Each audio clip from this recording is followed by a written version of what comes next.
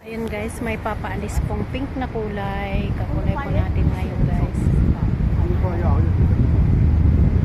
Train na ito. Ayan. Tayo po ay magpipiknik guys. Solo picnic pero okay lang po kasi kung darating po sila, darating po yung mga kaibigan ko, di darating po sila guys. Hindi naman po ay di solo natin. Ayan. Ito po ang mga view po habang po tayo naglalakad dito. Ayan guys. Marating po natin yung ating pupuntahan. Ayan.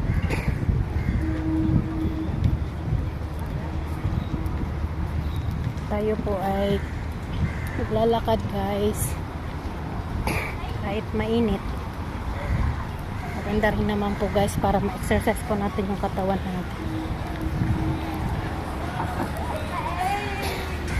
Explore Sentosa po tayo guys. Explore Sentosa. Marami po tayong mapapasyalan kasi maganda po yung panahon. Mainit nga lang po pero titiisin natin. Ito po yung sinasabi nilang boardwalk. Sentosa boardwalk. Lalakarin po natin hanggang sa beach guys. Tingnan po natin kung ano yung makakaya natin. 1 kilometro daw po ito guys pag nilakad. Pero okay na rin kasi nakatipid tayo tapos nakapag-exercise pa tayo guys. Madami tayong baon na pagkain. Kung magugutom man tayo guys, meron pa akong baon na pagkain.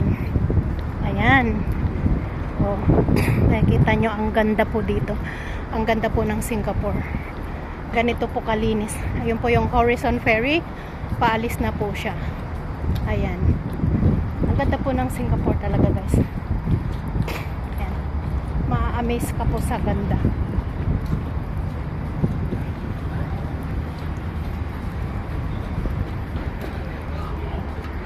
Pwede naman tayo maglakad dito sa may lilim.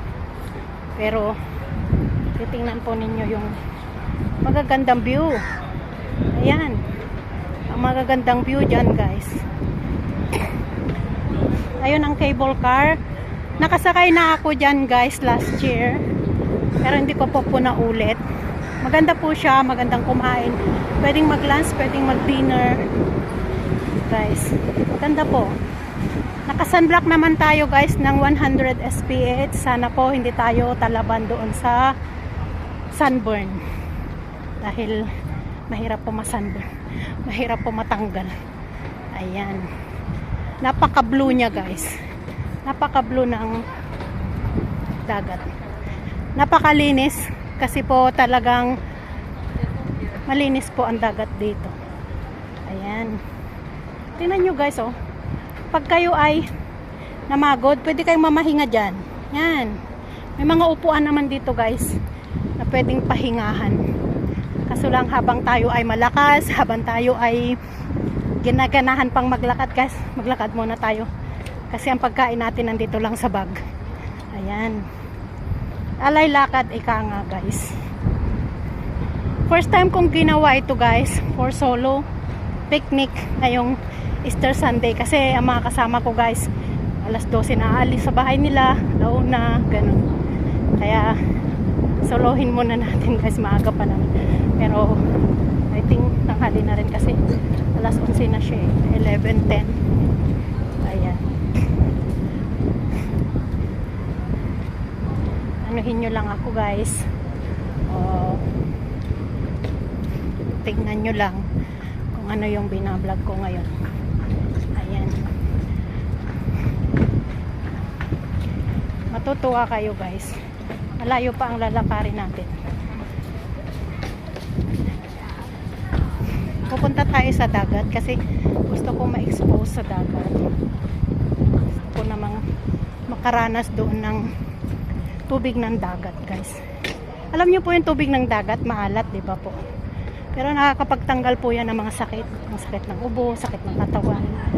Lalo po ngayong Easter Sunday, gagawin po natin yan kasi once in a lifetime lang tayo pumunta sa dagat guys. Hindi linggo-linggo ako nasa dagat.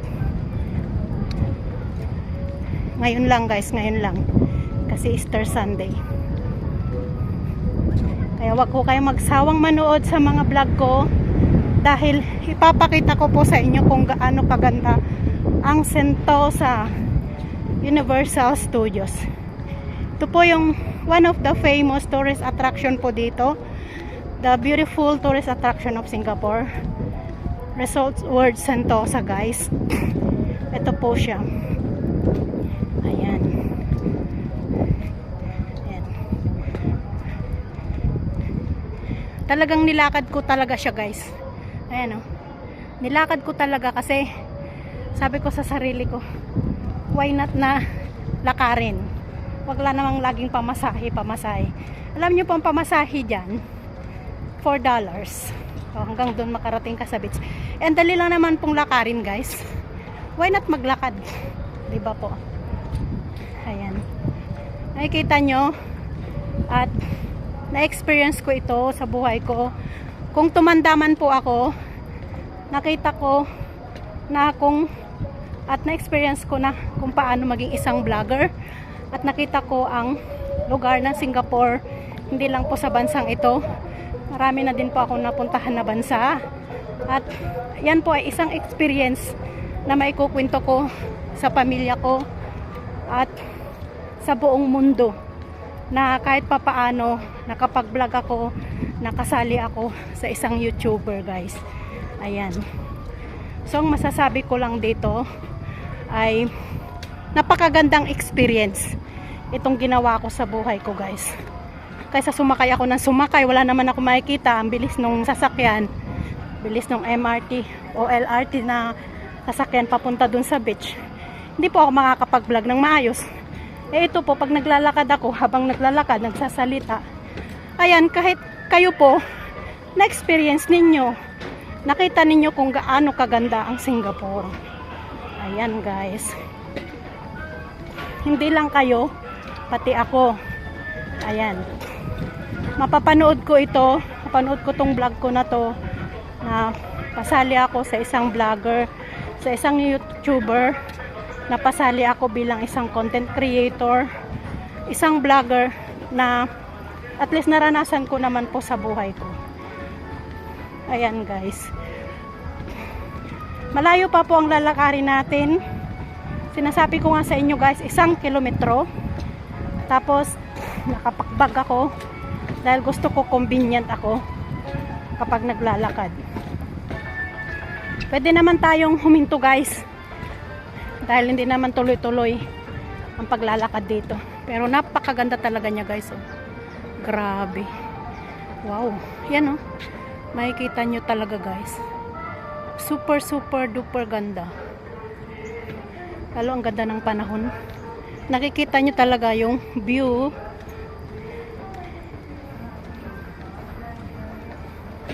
Tsaka nakikita nyo talaga na i-experience din nyo na itur ko kayo dito sa bansang ito.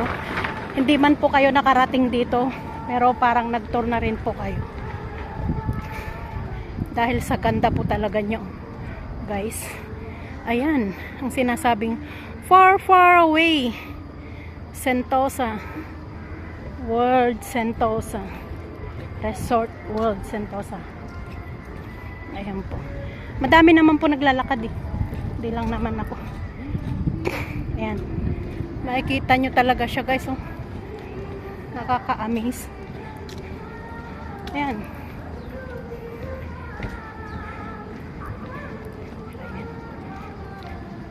Kahit pa paano, guys, na-experience din natin, di ba?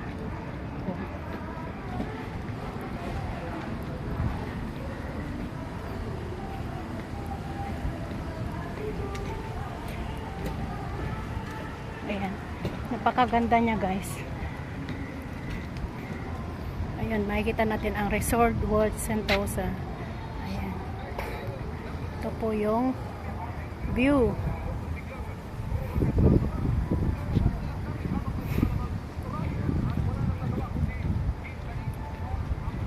Ayan, guys.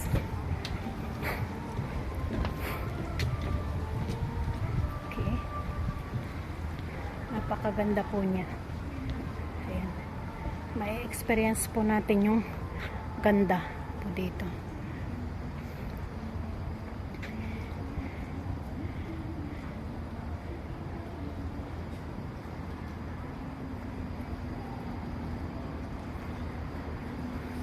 Ayan, ang World Sentosa guys. Ayun, nakikita nyo guys. Ang Resort World Sentosa na nakatatak po doon. Ayan. Okay guys, maraming salamat sa pag-subscribe, sa pagtamsak, sa panonood ng aking vlog. At papahinga muna tayo sandali guys. At ako'y gustong kumain muna. Thank you for watching guys. I love you all.